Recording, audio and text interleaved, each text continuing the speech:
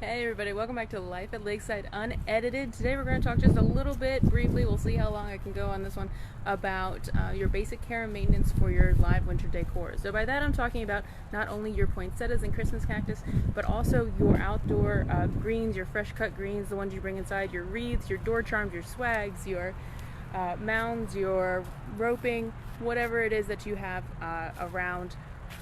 Just the basic idea of how to take care of this, because we have had a couple of questions about those.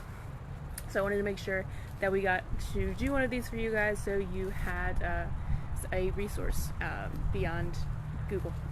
Something from us specifically, just giving you an idea of what it is that you need to do to take care of these things. And it's really not much. It's really not. It is pretty easy. Honestly, a lot of times it gets overcomplicated just because people overthink it. So it's not a heavy workload. It's not anything extensive or overly complicated. Basically, for your fresh cut greens, they want to be cold. If it gets too warm, there's really nothing you can do.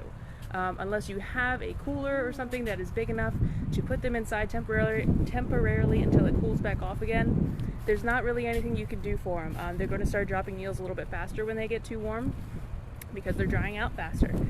Beyond that, you don't need to spray them. You don't need to, unless you have them in an arrangement sort of format, you don't need to soak them or set them in water.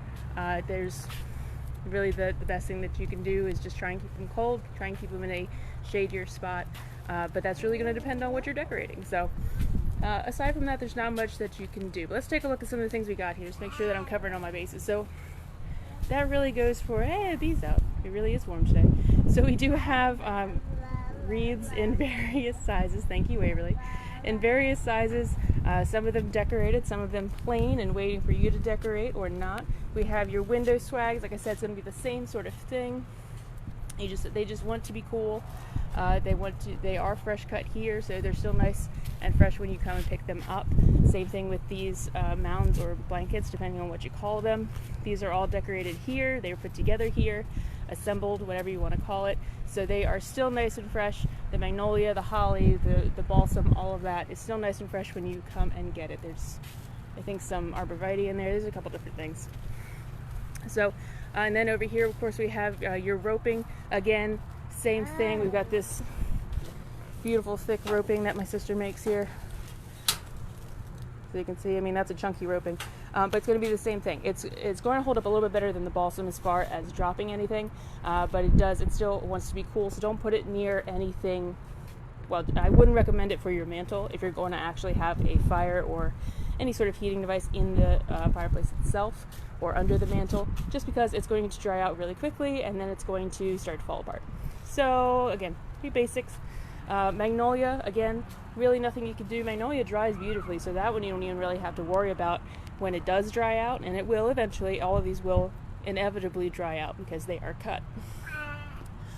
So when it does dry out, it's pretty much going to look the same as it is. It might get a little more brown to it where the green is, but they make a really beautiful dried green. So that's one of the reasons that people like them, is because even after they've dried out for the season, you can keep them going for a lot longer because they still look good.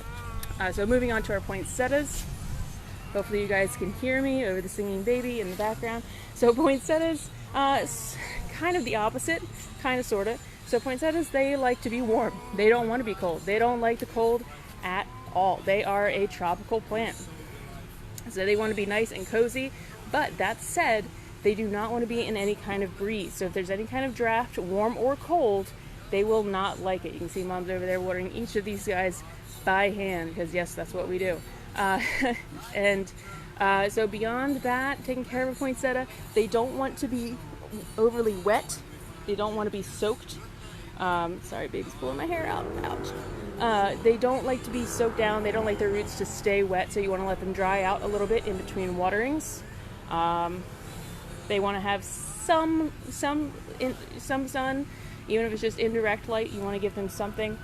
You're really just trying to keep them. Most people are only trying to keep them for the season, so it's not a huge concern. You can pretty much put them wherever you want, and just move them if you decide you want to keep them through the season and try and make them into a tree. That's how we get these lovely trees.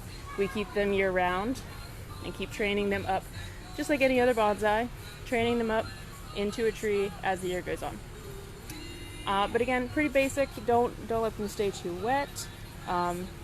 They don't like a lot of humidity in the air either. They want a little bit. They like I said, they are a tropical plant, but if they have too much moisture in the air, it can cause a botrytis on the leaves. So it's a little bit of a delicate balance there. Oh my goodness, Waverly, stop pulling my hair. And I guess that really the biggest thing with those that people don't know is about the draft, even if it's a warm draft. People know not to put them in a cold draft, but they don't always know not to put them in a warm draft either. And that's because any kind of draft is going to dry that soil out extra fast, and it's really easy to lose track of your watering. Beyond that, there's not really much else for you to do with them except enjoy. So if you have any specific questions, I got your Christmas cactus here too. Extra easy to take care of. So if you got somebody who doesn't have the greenest of thumbs and they want to try their hand at plants, or you're looking for a green gift for them, Christmas cactus is a great option because it's very easy to take care of. It is, it's a cactus, well, sort of a cactus, so it does like to dry out in between waterings. It doesn't like to be overly wet. It does like a good amount of light, and you can actually get it to bloom several times a year. So they are not limited necessarily to Christmas time. And of course there's succulents out here as well, and some of our foliage plants. But we were talking specifically about your more specifically winter associated plants. Oh, she's going down. Hi, babes. Can you say hi to the people? No. Okay. So if you have any specific questions about any of those or any others that you're looking at for your winter decor this season, please give us a shout, give us hit up our DMs, email us, call us, stop by. Stopping by would be the best, because then we can use visual aids, which is always nice, to be able to point something out and say this. But just let us know, and in the meantime, come on in and see what's growing. All right, we'll see you next time.